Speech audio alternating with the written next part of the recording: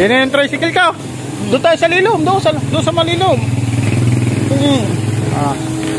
Yan. Kuya Edith Chard. Aba. Ganda. Bakit hindi pa tapos walang bubong? Kado pa papasteri, kigayot. Ha? Kigayot sa Adya. Sa Adya? Sa kigayot. Doon pinapa-upholster eh. Kigayot. Kay Gayot? Akala ko yung nilalagyan pa natin ng bubong upholstery ano. Saan ka ba natin nagpalagay? Ang ganda oh, tricycle po.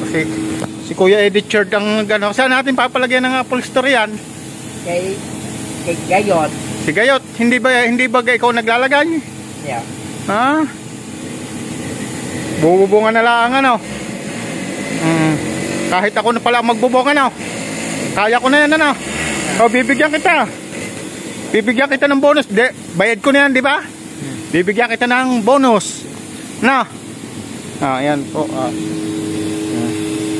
Bibigyan ko si Kuya Edith Chard ng bonus. Bibigay mo sa iyong ate bonus. Ha?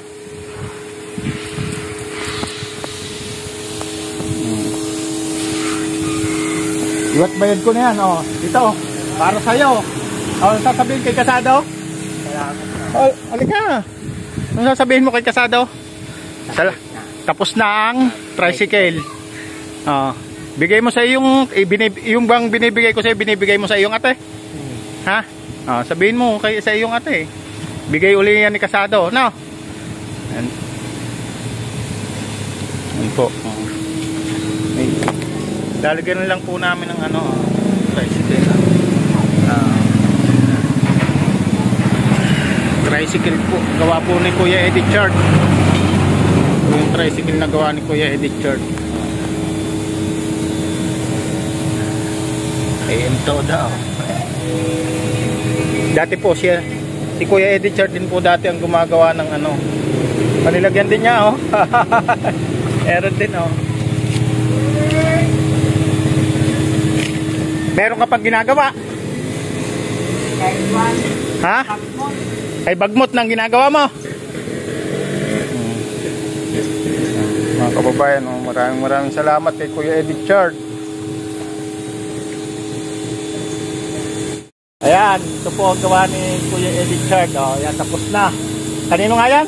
Kay Kasado. Kay Kasado. Ayan po mga kababayan. Yung papasterin po po kay Gayot. Kay Gayot. Kay Gayot. Hindi, ikaw na. Ako na lang. Ikaw lang ang papaposteri. Ako na lang gagawa. No? Ayan po, mga kababayan. Galing po niya,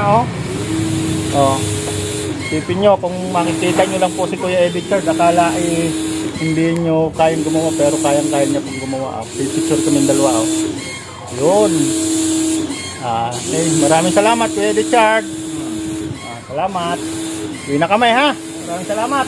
Nagdaya kasi kay Salazar ng tricycle ni Teddy Aguado.